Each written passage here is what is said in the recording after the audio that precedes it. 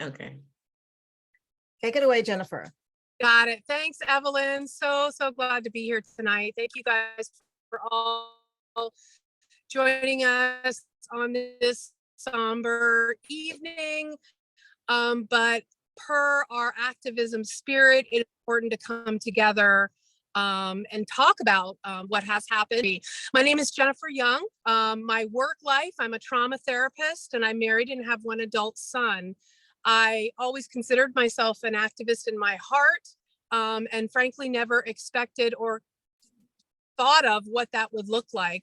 And when I met Evelyn, we canvassed together for Warnock. So we just met a couple of months ago, and we had a quick conversation. And it was, Evelyn asked a great question about what made you get into this. And I realized when all of this started in 2016 that it was our time, my time, to do the work.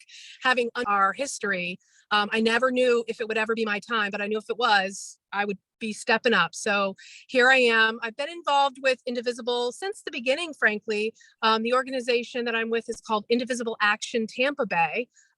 Indivisible Action, their PAC is actually named after us. We were one of the OGs, kind of like you guys, Evelyn. And if you think about, so I'm in Florida. We are officially redder, the reddest of ready reds. And we're losing counties by the minute. I'm in the Tampa Bay area, so we cover Pinellas and Hillsborough County, two of the largest counties in the state of Florida. And we so I've been with Indivisible since 2016, and really appreciate Indivisible's efforts for inclusion and the work that they do on the ground. So glad to be here tonight. Thank you, Jennifer. Okay, Joy, take it away. Thank you so much. My name is Joy Davis. I'm a proud member of Move On. I was brought to this organizing work because I wanted to see change. I have seen so many injustices happening to me, to my communities, and I just had enough of that. I want to see our communities to be strengthened. I know they're passionate people, and when we work together, we can create all kinds of change.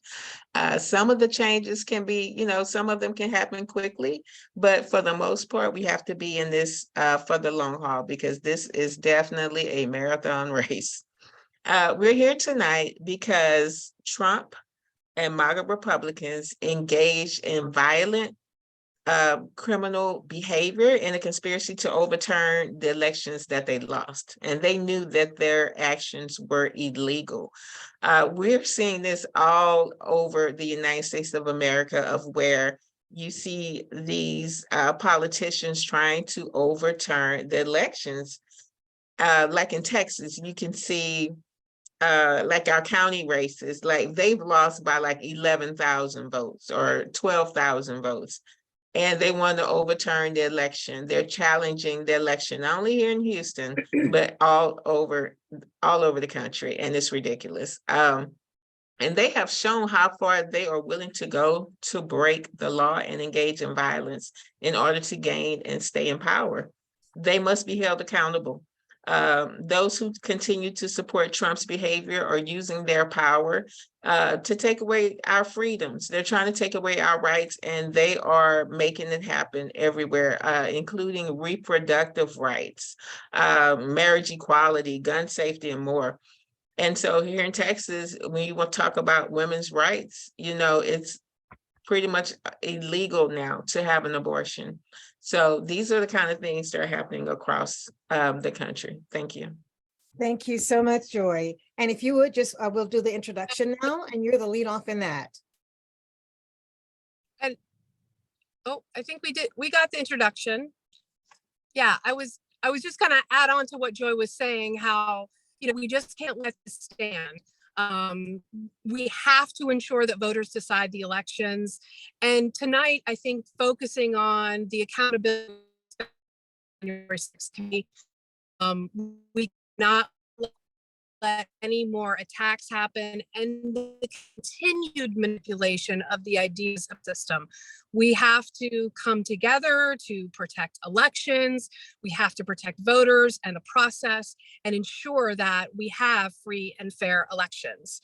As we all know, the January 6th committee has done a lot of work. They've pursued hundreds of interviews and reviewed materials, pages and pages of documents. It's kind of amazing to think about the work that they did. And I also appreciate how they presented it. I think what they gave us as Americans was incredibly valuable. They certainly rose to the occasion. And as you know, in that process, complete non-cooperation from the Republicans. They really failed in their duties as elected officials. And I think the process has been effective. We are still waiting for outcome, but the process has certainly been effective. Right. And as you all have heard, it's, through factual information, the criminal conspiracy extended well beyond the violence perpetuated on January the 6th that injured 140 police officers. This conspiracy included making it harder for people to vote, passing legislation perpetuating just the big lie, attempting to appoint bogus electors, overturning the will of voters, intimidating state officials to change the results. And I was at a protest. It wasn't even a protest. What happened, there was in Fort Bend, we had some elected officials that were going around town and they were speaking at different locations. Trump supporters came in military style vehicles and they harassed the speakers. They followed the Biden bus around. And not only that, it was very frightening for some people. I went live and then I ended up being surrounded by Trump supporters while I'm holding a sign, just trying to diffuse everything that's going on. But you just cannot be afraid. You have to take a stand, whether that's writing your legislators, whether that's calling, making your voice heard, filing lawsuits. You have to try to do everything that you can to make this happen.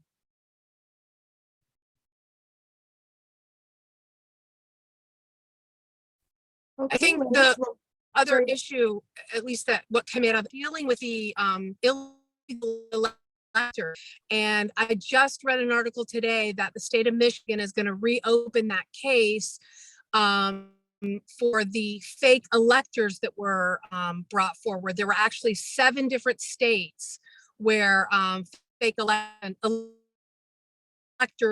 are January 6th committee. So they have a lot of work to do in so far as holding folks accountable for that.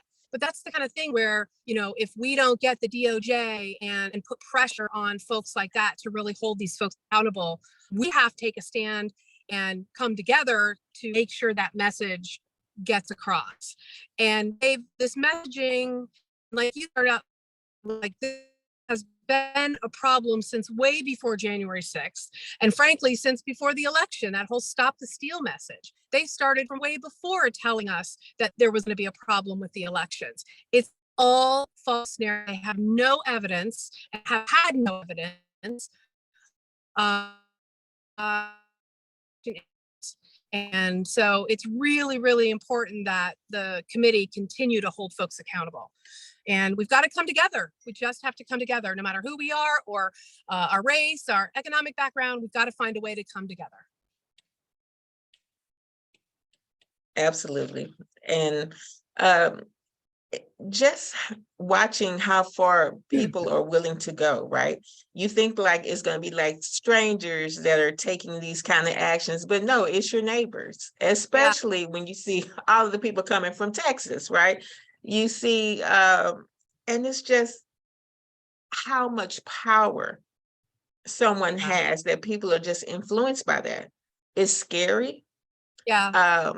And we just really have to be unified. We have to be prepared because 2024, I'm already seeing the signs. Yeah. People are printing things saying, Trump 2024. And I don't know about you, but I'm not ready for another presidency like that, No, that because it feels we've like got we're going backwards. that doesn't happen. I have the same thing, Joy, here in Florida. The messaging everywhere, Trump 2024, and I'm going to one up you a little bit because we have DeSantis 2024 down here going on. So, Wow. just know that it's bad, and it's all based on false narratives that have now, again, this January 6th committee is so important because, there are fact-based counter to that message. And that's one thing too, I think, as a community, Indivisible, Move On, we've got to do a really good job with the messaging on the facts. Again, as a trauma therapist and understanding some psychological manipulation strategies, we have got to do what I call putting facts in the face. We have got to really come hard with the facts of what we know and information that's come out from the January 6th committee, because it's really hard to argue that. We've got to find good messaging, strong messaging, because they're everywhere. They are, like you said, they're our neighbors. They're in this. Let's not even talk about the school systems and moms Yes. for non-liberty and all that stuff, but it's everywhere. It's everywhere. America is, we're at risk, and the democracy's at risk for sure.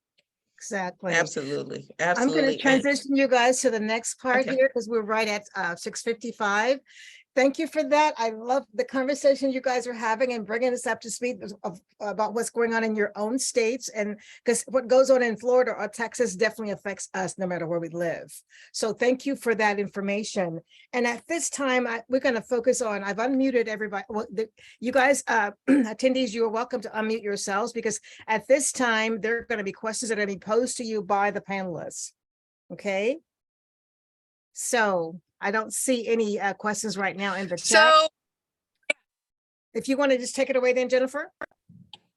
yeah. So I kind of am really curious to find out what specific concrete steps folks are willing to make to get involved and help save the democracy. Do we have poll workers among us? Do we have folks that will set up voter registration events?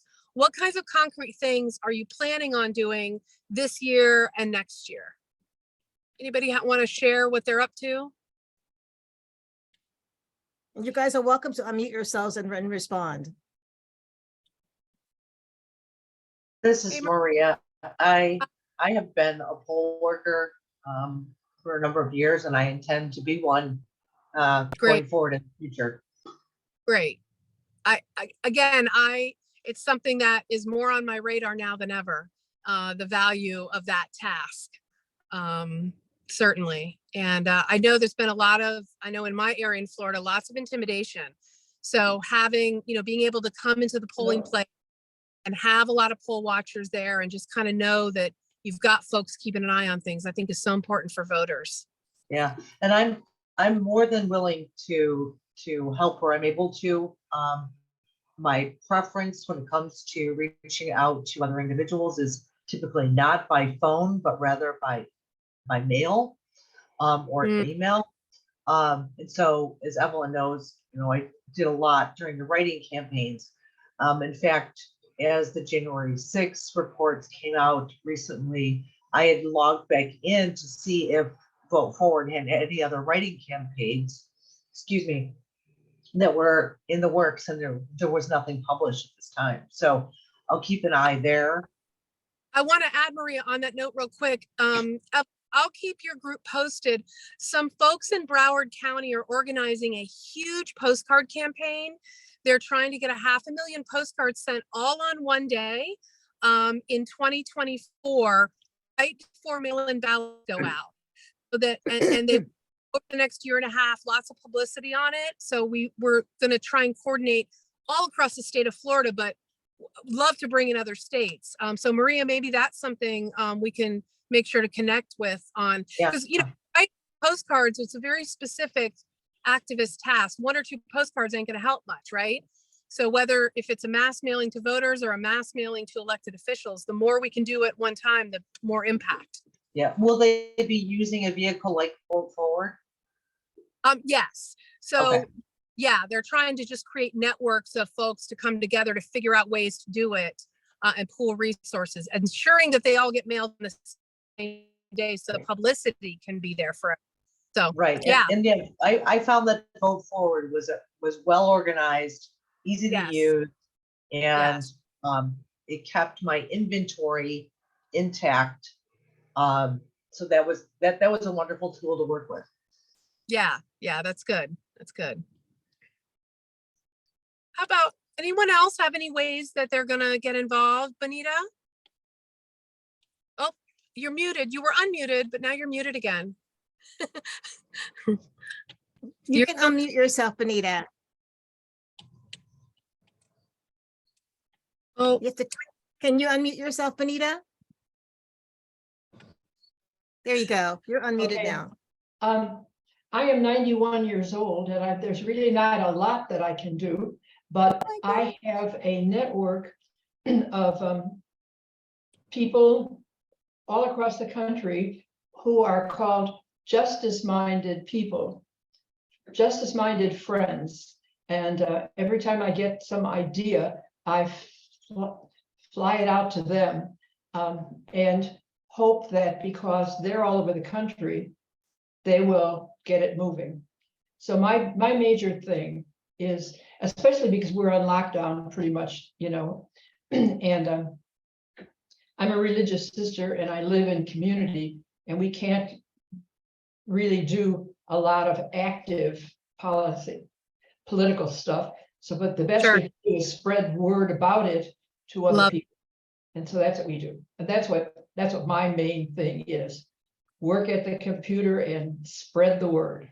Thank you. Oh, that's beautiful. I must say that I'm terribly motivated by your tenacity at 91 years old. Thank you so much. It's very inspiring to have you here with us. Thank you. And if we can't, if she's doing it, we don't have an excuse. She's 91 years old. We don't have an excuse. That's right. So thank you, Benita. Go for it. And so she kind of answered a question that I want to ask the rest of you. Do you know of any activists in your community, and how are you connecting with people to take action in your areas?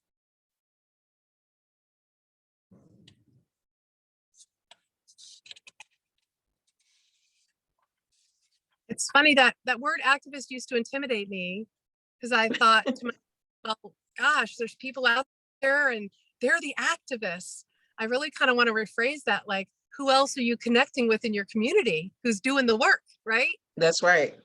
Because we are all showing up tonight as a form of activism. Who do you guys Yes, it connect is. communities? Hi, Diane.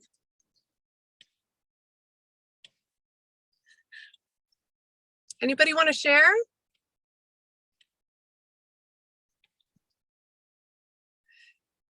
Joy, oh, go ahead. Well, I was going to ask Joy, can you would you be willing to tell us a little bit about your connections where you're at?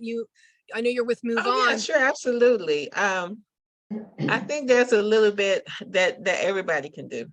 You can phone bank, you know, they have people that text message, you know, they send massive text, emails, postcards, setting up voter registration drives, even donating to campaigns. Like I have people that say, hey, I might not be able to make it. I have to work so often, but I will help fund, you know, the things that you need to get done, whatever mission that you're trying to accomplish. And I think, you know, everybody has a part to play. You know, like I can't go door to door knocking. I have spine issues. You know, I'm getting kind of up there. But, you know, there are people who can, and there are people, you know, you can fund that. There are people that drive people, you know, to the polls. So there's a little bit of something for everybody. I think Thank you. And to add to that, Joy, I think too, when we're talking about activism or what people can do in their communities, we had a gathering with our Indivisible group. It was like a kickoff, and I just remember at that particular meeting, and even as we organized for our Indivisible group in 2017, we really set aside time for people to say how they want to participate. And not Yeah. everyone is going to canvas. Not everyone is going to want to write postcards like Maria, into the thousands, and the letters like Maria, other people too, and or texting. So I think if people really feel supported in the areas where they're strong, and we'll have more, I think. Like for me, for example, I've totally enjoyed texting. I text a lot with Move On, and like this year alone, I sent over 215,000 texts. But that's my cup of Wow. tea. I can just click my laptop. And And just but the thing that I really enjoy doing is phone banking. Yes. I'll talk in a heartbeat. And I don't just talk because I want to talk. I talk to like calling into Georgia. That was the most inspiring to me, because the people they never gave up. So I think I called just to kind of keep my motivation high, because every time I talk to them, I left feeling like, I can do this time and time again. But I think the bottom line is allowing people the opportunity to work in the areas of their strength. one of the things we learned too, especially since this has gone on for so long, this isn't like got Trump out of office and now we get to stop. Obviously, we have so much work to do, but allowing people to come in and move out of their activism as needed. There may be times where people are really, really active for months at a time, and then you don't hear from them for months or weeks or even a year, and they dip their toe back in, and being welcoming and accepting and non-judgmental as people move in and out, because I think that's one of the strengths of our activists is our focus on care of self. So I think allowing people to do what works for them, do the type of work that works for them, and for the length of time and the amount of time it works for them. Making 10 calls is enough. Like, that's what I always tell people. I don't need you to call 3,000 people. Calling 10 people is going to be awesome. Yeah. So I piece of it is making sure we make space for people in that way. Go ahead, Joy. Oh, no. I was going to kind of ask about maybe your representatives. Do you, with Move On or yourself, keep in touch with the representatives and senators, and is that part of the activism that you do? Phone calls directly to elected officials and stuff? Oh, absolutely. Even, sometimes you call the offices, but sometimes you form really good relationships. Once they see like you're going to be a constant, you're not going anywhere, like you're a fixture in the neighborhood, and if there are issues that are very important and pressing, you are going to show up. So I have a number of elected officials in my contacts. Yeah, and the same here for me too, Joy, because we actually, the way our Indivisible group is organized, we organize by districts, congressional districts, and we organize by our members. So our members were composed of 3 congressional districts here in Illinois, and we endorsed, you guys know Lauren Underwood. We endorsed Lauren Underwood and Sean Caston, and we lost both of them because of the district changes. So we make a point of meeting all of our representatives and our senators too. So we, like you're saying, we do have a relationship with them, and it's ongoing. And even though we don't have them Lauren as our contact anymore, it's hard to give up people that you've been around, that you endorse, them personally, you call them by their first name. So those relationships were built from the beginning, and they're going to be maintained, and now we just have to really build that relationship with the new people. So Yeah. it's just really good to, I would say, if you have the opportunity to make contact and get to know your reps, it's critically important. And then I have a question. I just want to know, like, how are you all keeping up with like the major events that are happening? Because I know some people were, they rely on Fox News. Like, but are you all looking at any kind of articles or any kind of books? Not that I rely on Fox News, or any kind of commentary. Who do you all listen to where you say, okay, I know this person is credible, they're unbiased, and they're going to bring factual information? Because we're from all different places. So I would just love to hear, who do you all listen to, or who do you all read? Any kind of newspapers or blogs or anything like that? Jane has a smile on her face. I wonder if she has a response. Oh, Rachel Maddow, the Washington Post. Yeah, Okay, Rachel Maddow, the Washington Post, the New York Times. Mhm. Those are what I pay attention to. Okay. I pay attention to, well, it's not somebody that's public and open, but I'll tell you, it's the Sisters of the Holy Spirit, and one of their employees who works with the sister that's in charge of social justice, and they publish every week something that is extraordinary with a whole, generally, there are about, I would say, 12 to 14 really good things that you should endorse. And I know that I can trust them completely. And they have researched them, and I wait for them every Monday, get their list and go for it. And I feel like I have done even if I did nothing else all week, at least I went through their thing, and I trust them implicitly because they've done the work. I love that. And it's called Sisters of Holy Spirit. Yes, the Sisters of the Holy I Spirit. am going to, I have written that down and I'm going to look into that. Yeah, Yeah. see if you can find them and say you heard about them on email. Sisters of the Holy Spirit, and they're, I believe, in Northfield, Illinois, or Oh, I think it's Northfield. Yeah, they're in your area. okay. I wrote it down Thank too. you want so much for And sharing you that. can get on their list, yeah. Yeah, Indivisible does something like that too, Benito. Yeah. That maybe those Indivisible emails, they do a really good job sending out talking points, Mhm. information, that's happening that we should follow, information about specific issues. So yeah, those kind of directed email, even though I'm sure all of our email accounts are just flooded, but finding some very specific ones like the one you mentioned and Indivisible or Move On, kind of really get those bulleted facts. And I'm going to drop in the chat. I think I can drop in the chat some blogs that I follow. Mhm. Good. Oh, that's And one good. of them is Pure Justice. I love the work that they do here in Houston, and I follow their blogs as well. I don't really follow too many because I'm always out ripping and running doing something, but I can always kind of rely on what they're saying too. So thank y'all for that, for sharing. One of the things about kind of having an understanding or where to get your information from is the messaging, finding the consistent messaging across some of these, whether it's the different facts we're collecting or even how we talk about things. One of the things I learned from Indivisible when they brought a bunch of different organizations together to talk about messaging, they taught us to talk about the MAGA Republicans as opposed to saying Trump Republicans. And that Exactly.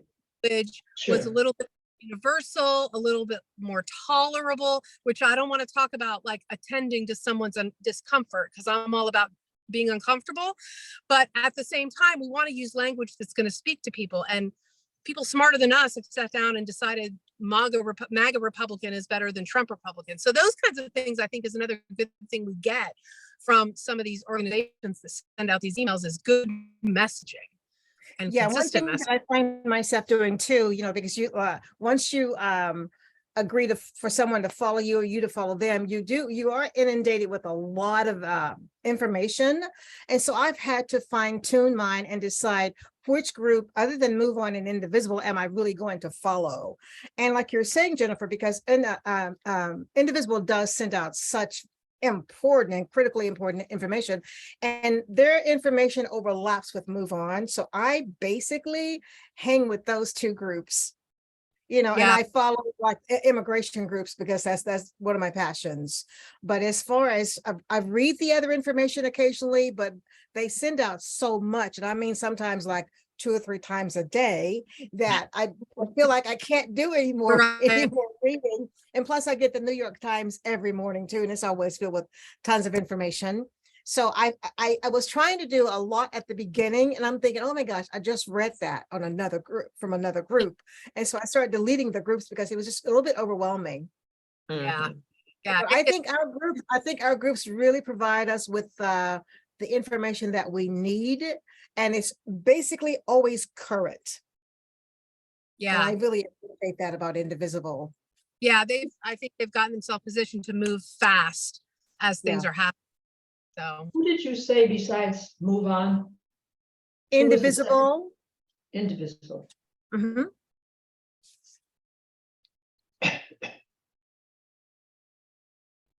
Okay.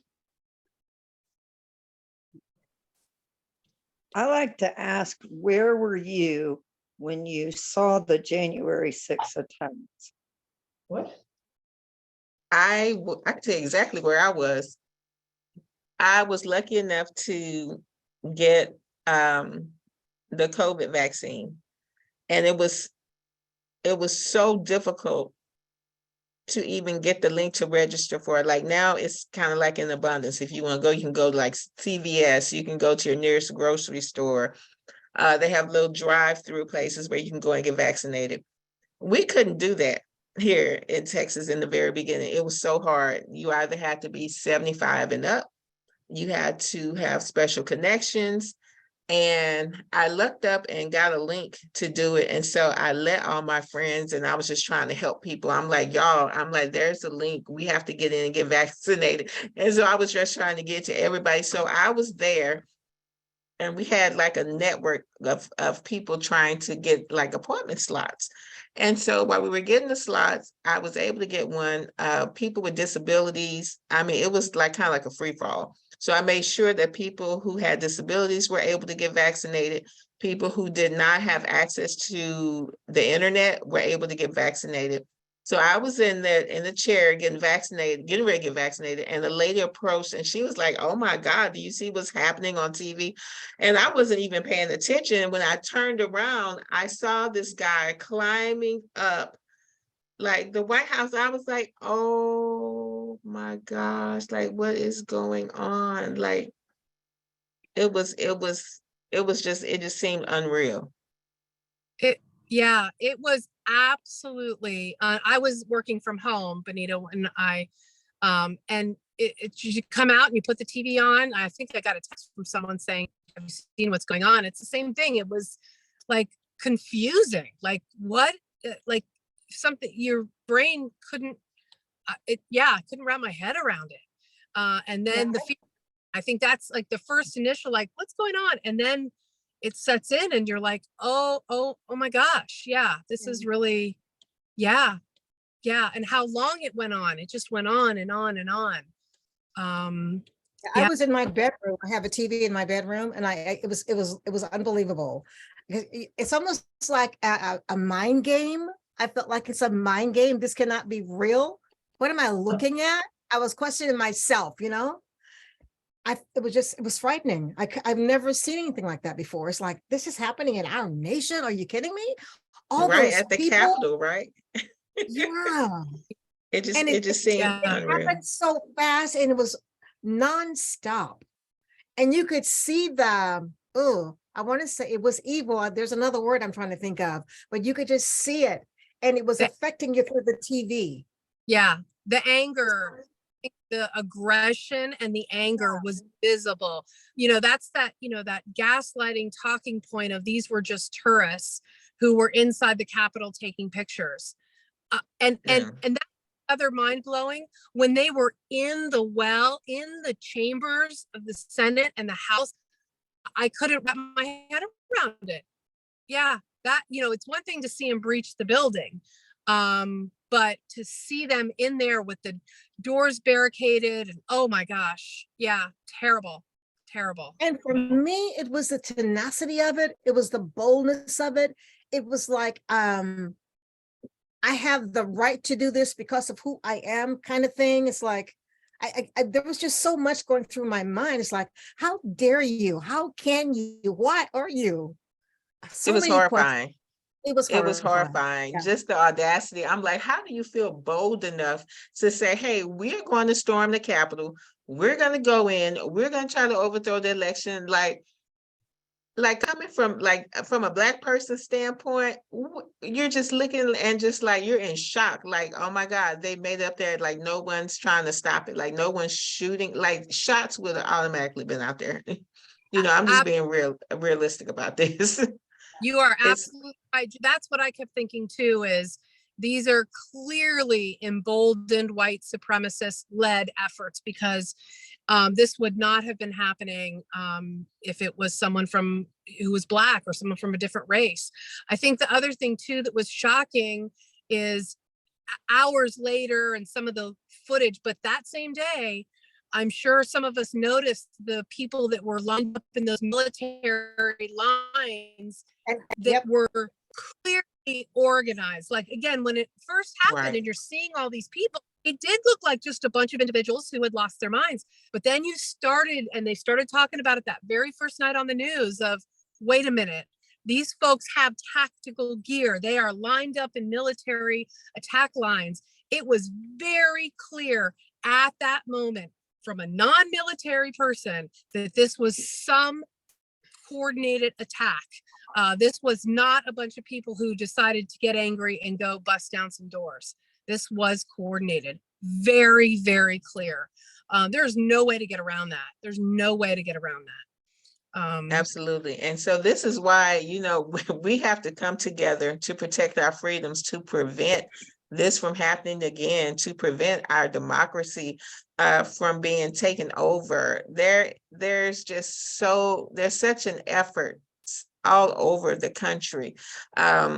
And the voters in battleground states, they rejected election deniers and voted to protect our freedoms in key midterm elections. Pundits predicted that democracy was not a voting issue, but it most certainly was. But these MAGA Republicans, they continue to attack our freedoms. They have taken over the Republican Party, the House of Representatives, the Supreme Court, and gained a lot of ground in the states, which is horrifying. In Texas, in the county level, here where I am in Harris County, it's blue. At the state level, it's red. And so when we make changes in Harris County, the state overturns it. And so now we almost have to like rely on the federal level to counteract what's happening in our state legislatures. And so when people say elections are not important, they most certainly are. We have to continue to fight. We have to continue to tell people to get out the vote, no matter how people try to say it's not important. We have to keep combating that. Yeah, and you know, these MAGA Republicans have made it very, very, very clear that they will do anything. They will do anything to get control of this country. Lie, cheat, steal, kill, all of it has all been very clear. They had absolutely no regard for those police officers that day, none at all. Back the blue means nothing. It is all a game and a charade and a narrative that has emboldened them to absolutely do whatever they want. And again, I know our democracy is at stake, and if we don't stand together, and sometimes when I talk about unity, I catch myself because I have a hard time just voting blue, frankly. I really, really firmly believe in progressive issues, and not every Democrat who gets elected or who is running for office is progressive. So it's hard for me to talk about unity, air quotes, when I know that there are some elections and elected officials where I want one Democrat over another. However, I think this is the time to consider the value of voting blue, where the individual issues may have to take a back seat to democracy. You know, one of the activists I work with, a local Muslim activist, she said to me, you know, this is the dragons are at the gates. This isn't where we get to be inside the kingdom and stand up for the things that are personal to us. It's dragons are coming for our whole village. And so sometimes that's where that unity message, not sometimes, but that is, I mean, the unity message is really important. We do have to find ways to stand together. And it is also hard for me as a white woman to say my privilege makes it possible for me to say that. But it is true. I think we all do agree, having done this work, that democracy and the fight for democracy has to kind of come, if we don't say the democracy, we don't have anything to fight for. So it's a hard message, that unity, but it's really, really important.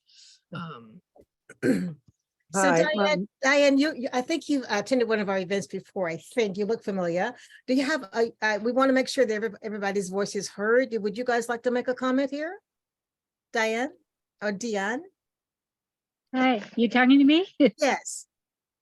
Okay.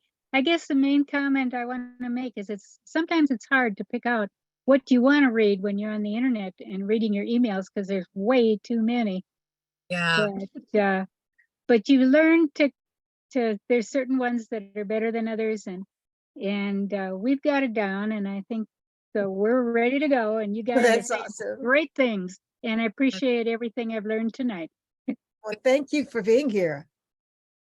Yeah, I don't think people can claim a lack of information these days, but 20 years ago, like, oh, I don't know about that, but you can't claim that anymore. If you don't know about it, it's because you've made a conscious choice not to go know about it. So yeah, it's like there's a lot of information available out there. Yeah. So I'm not real sure where you guys are, because you were talking apart from the script too. So are you done with part Yeah. 2 already? Yep, I think we're heading into some of the that section 2 part where we talk about the MAGA Republicans and their control of the House. And again, this is where we stand right now. MAGA Republicans control the House, control the Supreme Court, state governments, and all, nearly half of Americans are at risk right now of having their freedoms taken away. I will say in Pinellas County, where I'm at, we lost Charlie, the MAGA Republican. You're going to hear a lot about her because she's going to really test Marjorie Taylor Greene in the crazy house. Anna Paulina Luna, if you haven't heard her name, you will. So, these folks have now moved into and started to take over. It's a, real concern that we have on how many of these election deniers are now involved at this level. 2/3 of the US House are election deniers. 135 incumbents voted against certifying Joe Biden as the president. And at least 27 of the freshmen that were just, not quite sworn in yet, are considered MAGA Republicans. As I mentioned, Anna Paulina Luna is one of them. And she, by the way, earlier, she was one of the flippers. A short time ago, she put out a post on her Facebook page about a big deal is in the works. And as soon as we can make it public, it's going to have lasting positive effects for the country. And people are already, all of her little buddies are really pissed at her for flipping already. And like I said, you ain't seen nothing yet when you talk about Marjorie Taylor Greene and Matt Gaetz. She's gonna be a winner. So, again, I think realizing the impact that this group is going to have on the country here, they have organized and are bargaining for all of these really important seats and oversight. It's a real problem. Wow. It's just, sometimes, and it's also horrifying when you hear people, that are real extreme, like they're saying, we have something that's you're going to really be looking forward to. And you're like, oh God, what are they going to come up with next? And so like this MAGA mob, they're following the Trump playbook by making its top priority a scorched earth agenda to destroy the political opposition at any cost to gain power. And they are just constantly willing to take away our freedoms. As I feel like I'm going back into the 60s. Instead of solving kitchen table issues that Americans care about, they have embraced this Trump-like partisan attacks. And is just weakening everything to push their agenda. Yeah. They refuse to condemn and Donald again, Trump's. Their Huh? agenda is to tear everything down. That's Right, their, right. like, let's not get confused on their agenda, because their agenda is that scorched earth. They don't want government, and they don't do Mm-mm. government well. So it's not like they have an agenda, a coordinated agenda on the issues. They do not. Right. They refuse to condemn Donald Trump's support for violence, white nationalism, anti-Semitism, and his contempt for the Constitution. They Yeah. are calling those who attacked the Capitol and the police on January the 6th, patriots and political prisoners, and want to investigate the January 6th committee. They support violent criminals, conspirators who attacked the vice president and the police. And we don't need to go backwards. Our country does not need to go backwards. And it feels as if the more of these MAGA Republicans keep getting elected, that's where we're headed. But we have to continuously fight for this. Go ahead, Yeah. Angela. Hi. Can you hear me? Yes, we can hear you. Yeah. Yeah. I've been doing some of the calls for the, like, even Dean Phillips and stuff, and for the Democrats and stuff. And I support Dean Phillips and stuff. I've wanted to always see him in person too. Yeah. But I don't know if I'm gonna ever get to unless I. But yeah, it's that like my mom said, if with Donald Trump, because I mean, she said that mostly the Republicans only go for the rich people, and that my mom said if he was our president or any kind of Republican, they're not looking at the whole community or anything, or and they don't agree with the wearing a face mask. Like, a lot of people don't even wear a face mask now, and I like doing. I don't like wearing a face mask either, but it helps us, keep us safe. And a lot of people think that this pandemic is over. It's not over.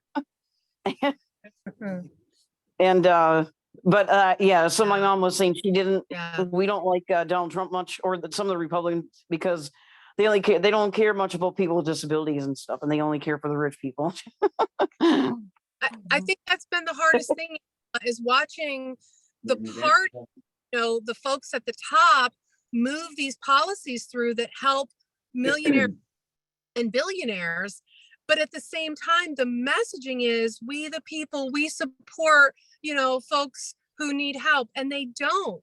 And that the cross and the inability for that to come together is hard to watch, when I know folks who support MAGA Republicans get absolutely no help or benefit from that messaging has brought millions and millions of people to their tent, and they are being hurt by the policies put forward by the MAGA Republicans. It's really, really hard to watch. To watch. There's something that I've heard you guys say several times tonight already, and it's messaging. Okay. I remember talking to my new representative about that same concern. So here's my question to you panelists, okay, or to anyone who would like to respond. We know that the Republicans are very good messengers. It's pretty obvious, and I'm not trying to give them credit or anything, but their messages are consistent. Whatever is said on one news channel is said by people that's in Congress. They're all saying the same thing. So here's my question. What needs to be done? It's a simple question. What needs to be done? How can we improve the message? That's one thing we talk, it seems like we talk around it. Let's talk about it. How can we improve the message?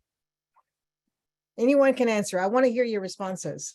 My name is Cindy Lou, and part of the reason that I wanted to ask where you were during the January 6th is because of the connection that I made almost immediately. I walked in my front door. My mother and my husband were just staring at the television, and I walked in the door and I'm like, what? The room was just sucked out of all the energy. And they're like, look. And I saw the people emerging onto the Capitol, and the feeling that I got was familiar, because the last time I had that feeling was when I watched the second tower get blown up on my TV. And when the second tower got hit, I knew at that moment this was not a joke. And I asked them, is this a joke? Are y'all playing a prank on me? And they said, no, this is real. And I felt sadness, and I felt shame, and I felt fear. And I think getting people to relate how they felt when they saw that Republican, Democrat, moderate, housewife, person sitting next to you, whatever, to talk about the impact of seeing that, the disappointment, the fear, the brain freeze, like you were talking about, you just can't register, and how differently we have responded to that than we did with 9/11. With 9/11, everybody, I believe, for whatever reason, was aggravated with New York, and yet everybody down where I live, and I live in North Florida, so deep in the red that it's really not fun. And so I often say, why are we here? And my husband says, to keep everybody from killing each other. So we were at the grocery store, and they had the New York raise money for New York stuff already out there. Everybody was throwing money. I wrote $100 check. We were broker than broke at the time. And we just came together. And this January 6th, you and I and these people all over are getting together, but not, there is not the acknowledgement. This is the most fearful thing to me. This is very similar to 9/11. We were attacked by people who wanted our country destroyed. Like you said, the raised ground. These people, they want to basically take all of the money that United States has and use it for their own purposes. That's what they want. And we have to recognize that this is a terrorist act, and that we must talk about it. How did you feel when this happened? How did you feel with 9/11? What can we do besides ending Citizens United, besides getting rid of all of these remapping for the voting? That's the only reason Florida is going the way it's going. It's all these remappings. Before they did all these remappings, it was much closer, and it could go either way every single time. And since they're done with all that now, we haven't been able to pull anything off anymore to get a word in edgewise. You know, So- I think part of the issue, Cindy Lou, thank you for saying all of that. I think one of the things that I realized is a lot of folks are apathetic and actually didn't see this happen. I feel like with 9/11, we had our TVs, not that we didn't have the internet, but everybody was like, evening news type stuff.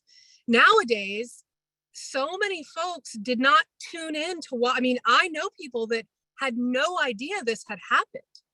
And I think that's part of the messaging issue. And I also think the January 6th committee did a good job with a lot of their packages. Number one, they reached a lot of people, but being able to show what happened on that day to people that didn't see it happen, which again, it's even shocking to say it out loud that people didn't see this, but people didn't see this. There are plenty of folks that didn't watch the news, don't look at, the evening news or CNN or whatever. And frankly, if they get their news off of social media or off of the internet, even Twitter, it's not like they click on everything to see what was going on. They scroll past the political headlines. So I do agree completely with showing people what happened and then tapping into how does it relate to you? How does it make you feel? That is the key with any turn that we want to make politically is connecting with people. And so if people haven't seen it, getting it to them, but then if they have seen it, connecting with them some way. That's to me the important piece. I think the Lincoln Project has done a good job. I think we need to give them, more money, more effort to help us with our messaging, Evelyn. I think Yeah. whatever is good. Yeah. And, I and think- another thing I like to say is when you think about the messaging, you have the Republican Party and you have the Democratic Party, right? So when you look at the Republican Party, they're almost like they're marching in unison, right? The Democratic Party is a more diverse group. The issues are everywhere, whether it's for criminal justice reform, some people are for it, some people are against it. Whether it's, minimum wage, wage laws, and just different kind of things. It's just so diverse with different kind of things. And like when you think of the Republican Party, and there's also race too, because some people are like only Black people vote for Democrats, only white people are Republicans, which we know that's not true. But when you look at things, if that's how you've been raised, and some people are just raised like that, you're a Black person, you vote Democrat, you're a white person, you vote Republican. And then when you go against that, you see like we have Black Republicans, and then people are thinking like, how did that happen? Where did that come from? Like thinking now where, well, if we go back to the 1860s, that's a whole nother discussion, but but when you think about like the messaging, it does seem like they're unified because they don't veer away from what they say they're going to do. This is it. This is what we're going to do, and we're not going to sway away from that. But it's a lot of, and what I see, and I'm just going to be honest, I see a lot of infighting that's happening, and it's just like a lot of fighting, and you're just like, can we just please stick to what we're trying to do, save the seats that we have, not lose any more seats, and just fight for what we have, and just try to gain more ground. But I think it's a lot of internal fighting that happens that kind of separates things too. I think Joy, I'm gonna focus on a little bit of what Cindy said on a different level, different side, I would say.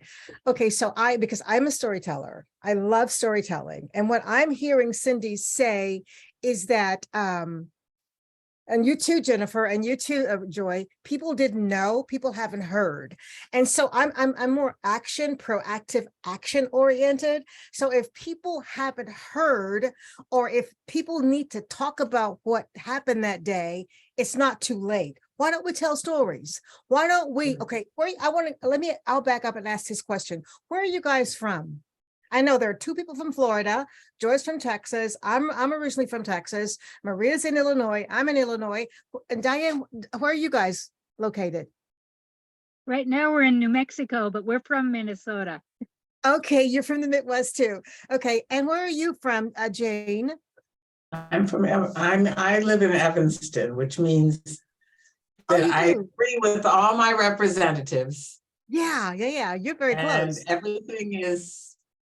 And my vote is not meaningful. Yeah, I understand. And Cindy, and you're in Florida. Angela, where are you? What I'm trying to say is that we're from diverse places, okay? But we're all Americans from different locations in America. Every person that's talked tonight has told a story. Every person. And it simply needs to be expanded upon. And people need to hear your story. There are platforms already available, already out there for us to talk. This is a group of a very small group, and I'm really delighted that it's a small group. It's a small group. Everything starts small. So if we're saying that our voices have not been adequately heard, what can we do? mm-hmm. How can they be heard? Why should we leave tonight without a plan? Right. If the Republicans are so in sync, like Joy's saying, and they are, what do they do to get there? They talk about what they need to do and they stick with the plan. Except that they're showing this week that they're not in sync. Well, I think I completely agree with you. One of the differences is they have been in sync on a scorched earth obstructionist policy that brings them together. They have completely abandoned any work, any issues. We as a party have tried to stay focused on the issues, which gives the appearance and the fact that we are a diverse party. I think that one of the messaging issues is we've got to focus on saving democracy, just like to come up against them being focused on destroying democracy. That's right. We've been trying to focus on issues and they're trying to tear democracy down.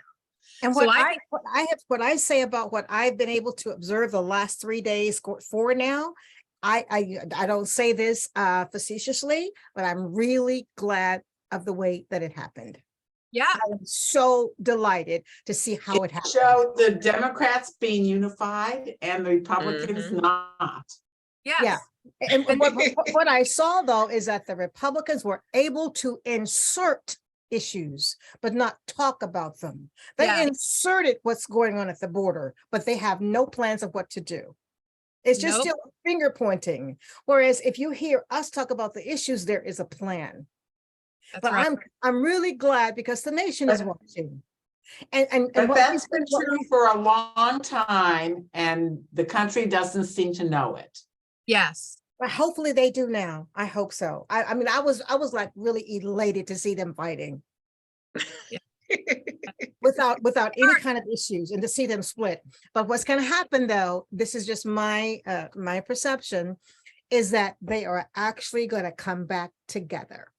Mhm. That's my prediction. They're going to come back together. You know what they're going to come back together on? Dysfunction. Yeah. I mean, That's how they rule. yeah, because what we've seen now is that they are not together on the issues within their party. They're a mess within their party. And now that they're going to have some power, they're going to try to come together on issues, and it's not going to work. They're going to unite around the, investigation. And I can't wait. I regret the money they're about to spend on it, but bring on the COVID money investigations. Bring Dr. Fauci in and let him speak. That's going to be amazing television. But they absolutely are not united on issues and have had no plan. They've had no plan for anything. 2018 or one of those years, their plan was to back It's Trump. going to be really obvious. Yeah, it is. It's going to be really obvious that they have no plan. I mean, really, it's been for those of us doing this, we know they have had no healthcare plan. They have had no border policy plan. None of that has existed. Still doesn't. Yeah, it's insane. Okay. I remember when I saw what was happening on January 6th, I thought of my father, who served 3 consecutive terms in Vietnam. Mhm. And I often have just a little bit of frustration with that because I would have liked to have him those 9 years before my 11th birthday. Mm. And I felt like I gave him to the country, to go and fight for democracy and for us to have all those things in the 60s and the 70s and et cetera that we were enjoying. And when I saw this on television, I thought, well, I used to think about this. What should we be doing here to protect our ground here while our soldiers are gone? And when I saw that, I immediately felt like, okay, it's happening.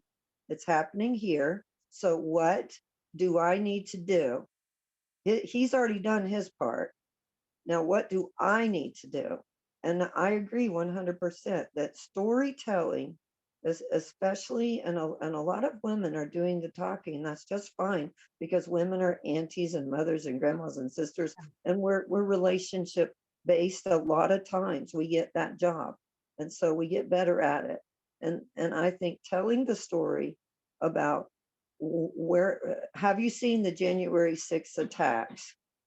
Maybe getting public TV or anywhere some money that they can just start showing some little blips with some little sayings that make people want to look it up on their phone, make people want to say, oh, well, I didn't see that part, or just intrigues them and encourages them to become familiar with what is happening right now.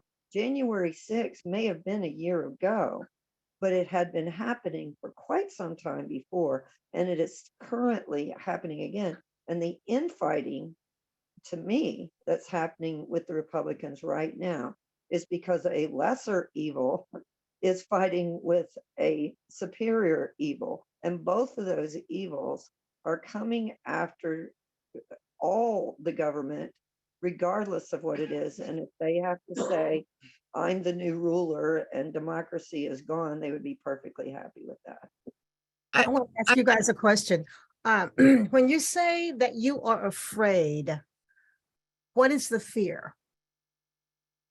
I'm afraid that the powers that are trying to get control of our government will get control of our government and use our own military against us. Well, Okay, Trump well, let's really be tried clear to that do that, that. I mean, that's what January 6th was about. Is Yeah. I mean, that has already happened. There were a few folks that held the line, and I again air quote that because they literally got it. The folks sitting next to Trump that day barely held the line, and lines were crossed. So we have already been attacked by our own military. That is again, that has happened. Not to minimize what you're saying, Cindy Lou, but we are at that point. And I think one of the, to kind of add something else here is at some point, the importance of Trump and others being held accountable, it has to happen. I think one of the awarenesses I've had through this is our country is basically formed on the handshakes of white men, and there are no teeth to the agreements that have held this country together. And that's how Trump and his cronies been allowed to get this far, is the expectation that we would hold true to the values, right? And so if he isn't held accountable and many other folks aren't held accountable, that's what scares me, is if there aren't some real consequences. Again, he's already used the military. He's broken the law hundreds and hundreds of times. I'm terrified that the Justice Department isn't going to do the right thing. I think their case for the confidential materials is strong, but I'm so scared that they're not going to do anything about the January 6th case with Trump. So I think that's, one of the concerns is how are we going to ensure, well, I don't know what we can do to ensure Trump's held accountable, but that has to happen. Yeah. What were you going to say, Jane? Well, I just agree with everything that's just been said, that Jennifer said, but also, if Nixon hadn't been pardoned, I really believe that that's the case. I've heard it made, and I believe it, that if Nixon hadn't been pardoned, Trump wouldn't have happened. If Nixon If Nixon had been held accountable for what he did. Oh, right. Yes, because what Nixon did was, if Trump isn't held accountable, then who knows the what's future next. is Yeah. really grim. Yeah, I agree. I agree with that. I've heard that as well. Because what Trump did and the insurrectionists did is so much worse than what Nixon did. Mm-hmm. That's right. Yeah, and I believe it's just in my veins, it's in my mind, it's in my heart. He's not going to get away with it. I cannot get that out of my mind. I refuse to allow any other thoughts to enter my mind. He's not getting away with it. It looks grim. It looks impossible. And I think it's easy for us to take on his mentality. And his mentality says, look at who I am. Look at what I can do. And I had to go back to what my mom always said when I was a kid. I didn't understand what she was talking about, but she loved history. She read it all the time. And she said, people like that will meet their Waterloo. And I believe that. I hope so. Yeah, At the time she died, my mother said that she had gone to religion because nobody was going to get punished in this life. And she thought they should get punished by going to hell. Mm. Well, I think if he doesn't get public consequences in this life, I don't know what's going to happen with the democracy. I think that's, separate from what he deserves as a person, that's what concerns me for the country, is if these people get away with this stuff and what will come next, because He's as not you gonna get said, away with it. Nixon was, this is so, The same thing is true of those people in Congress who Yeah. aided and abetted all of this. yeah.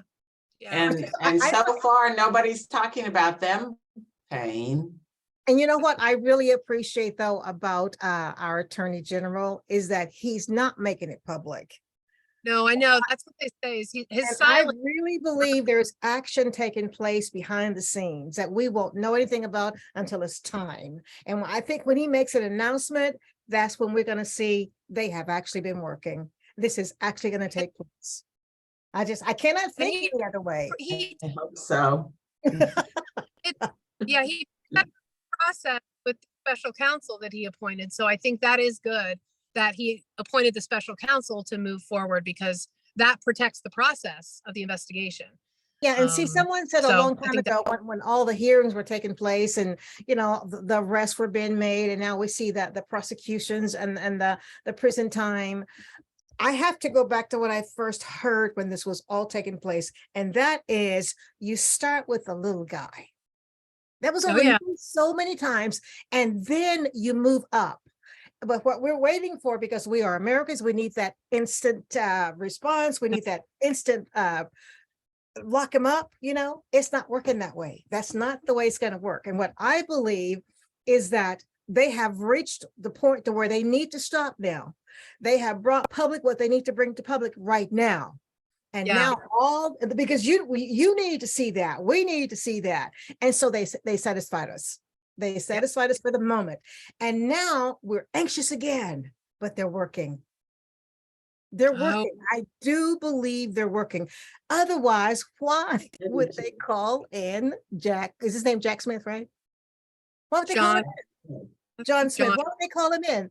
If everything was like so, they're not doing anything. And I looked at his face on TV. I'm thinking, you're not going to get a word out of that dude.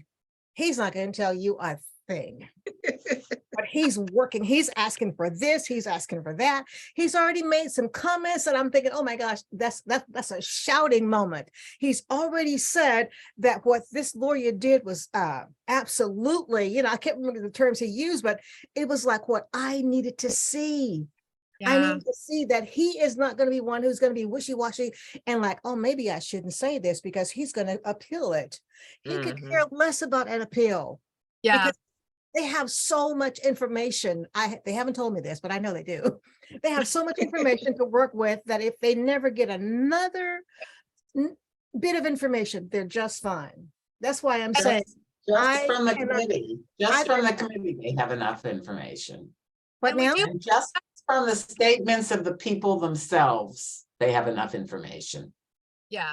Yeah. And we have to, even though there hasn't been accountability for Trump, he has lost every step of the way in every legal delay tactic in all of the cases. He has lost every step of the way. So that to me, that's something else, Evelyn, that I kind of try and remind myself is there hasn't been an arrest, there hasn't been actual accountability, but all of his delay tactics have failed in the sense of winning or losing.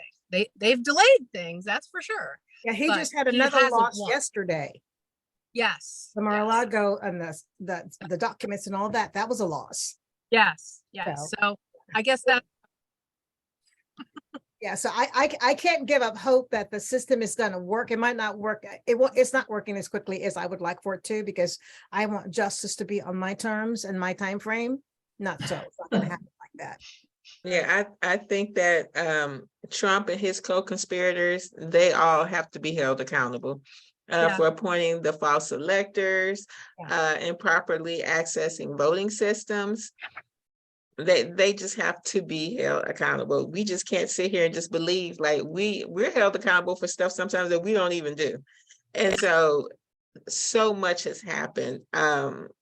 MAGA Republicans, including MAGA House and Senate members, continue to condone the violent attack on our country. Trump has to be held accountable for taking classified documents from the White House to his private residence. And just to see, and it's just like he's just rolling along just unscathed. Like, you have classified documents at your home. Like, Yeah, and let's not that's forget, horrible. just find me the 11,000 votes or whatever, like the Georgia too. We got to make sure he's held accountable. The most difficult people that the United States has ever put in jail, the people who had families of gangsters and were infiltrating our government, infiltrating our state attorneys, infiltrating our officers, and just people at all levels. Those people were brought down by the federal government for tax evasion. Yeah. And it just seems like he's such an easy target for that. Why isn't that happening?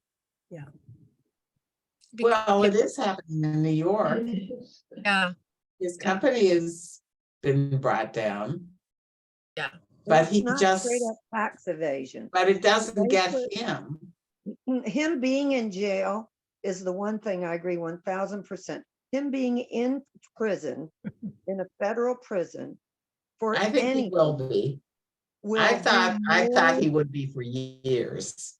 it will do more to cause DeSantis and all of his followers in the MAGA party to crawl back into their holes, because that's all you can do for people like that, is to get them to go back in their holes until the opportunities present themselves again. Yeah. Thank you guys so much for this discussion. We could actually carry on, but I want to respect your time. We've got 3 minutes, and I do have a little closing action I need to read to you. And I think everything that we've said, the words from John Lewis is going to bring us back to where we need to be as far as our thinking is concerned. The late Congressman John Lewis, he said, once said that, take a long, hard look down the road you will have to travel once you have made a commitment to work for change. And what I'm hearing tonight, the questions have been asked for you guys. What are you doing in your neighborhoods? You know, what are you doing with other organizations? We have to remain active. And John Lewis once said, know that this transformation will not happen right away. Change often takes time. It rarely happens all at once. In the movement, he said, we didn't know how history would play itself out. When we were getting arrested and waiting in jail or standing in unmovable lines on the courthouse steps, we didn't know what would happen, but we knew it had to happen. That's the position I have to take. It's going to happen. And he says, ours is not the struggle of one day, or 1 week or 1 year. Ours is not the struggle of one judicial appointment or one presidential term. Ours is the struggle of a lifetime, or maybe even many lifetimes, and each one of us in every generation must do our part. And that's why we're here tonight. Small, Yes. from Benita, that's 91 years old, and I don't know how old anyone else is. It doesn't really matter, but we're all here. We're all here, and everyone is here because you have done your part in some way or another. And I Yeah. think that is, you know, you can applaud yourself for that, but we can't stop. Right. We That's don't have the luxury of stopping, whether you're white Americans or not. That's You don't right. have the luxury of stopping. You might think you do, but the way things are looking for our nation now, everybody is affected. Yeah. I really think the old habit of the little flyers, back in the day, even before, forever, you could create some little flyers and great places, like just, if we were just trying to encourage people, have you heard of the January 6th attacks? Some little thing like that. And locally where I live, we have a lot of cosmetology schools. And in those schools, we've got a lot of young people working very hard to try to make a living for themselves. And they're working 2 and 3 jobs, and they're doing these schools and things. And they're very, very open-minded individuals from all walks of life.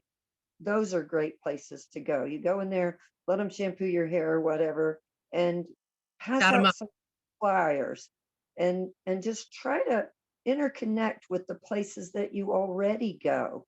Yeah. And just try to get people to talk about this day, and talk about we've already asked the question, what happens if he doesn't pay for this crime? Where does that leave us? Yeah. Yeah. Yeah. Cindy, did you register through our Mobilize event? Yes, I did. I want to keep in contact with you. You're inspiring me because I love the storytelling and you are not relenting. And I like that. Thank you. So, I will send you, are you receiving the emails that I've sent out so far anyway? I don't know. I have to check. I usually just look at my texts and I have everything on my calendar. I've sent out like, I think three or four emails from the Mobilize event. Okay, well, it should be on there. You want me to give it to you now? I don't Your mind. email, no, I have, if you're on the list, I have your email and telephone number. Okay. So I'll stay in contact with you because I have another, I'm sorry, before I say this, I would like to acknowledge Joy and Jennifer. Thank you so much for your storytelling tonight and the passion by which you spoke, because you guys, you actually brought life to the conversation and I really appreciate that. But I knew that when I asked you to be part of this, though, both of you are just dynamic. I really, really appreciate that. And so, you have the last word, and then I'm going to turn the recording off. And I need to, if you guys want to hang around just for a minute, I want to share just one bit of information with you. So take it away, Joy or Jennifer. Well, I'll just say it's an honor to be with you guys. Like I said in the beginning, it's really, really important that we come together to commemorate this event so that we stay focused on uniting as a democracy. So I just want to say thank you for having me. And it was, Joy and I's first time meeting. So Joy, I can't wait to stay connected with you as well. You do. Oh.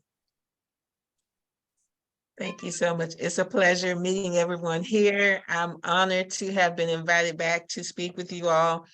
I look forward to meeting you all again and hanging out, and, just don't give up the fight. This is not a quick race. It's not a sprint. It's a marathon. And so I had to, because at first I'm like, we have to run, we have to do this. But no. This is a marathon race. People have been fighting this war for centuries and we're going to keep going. Thank you.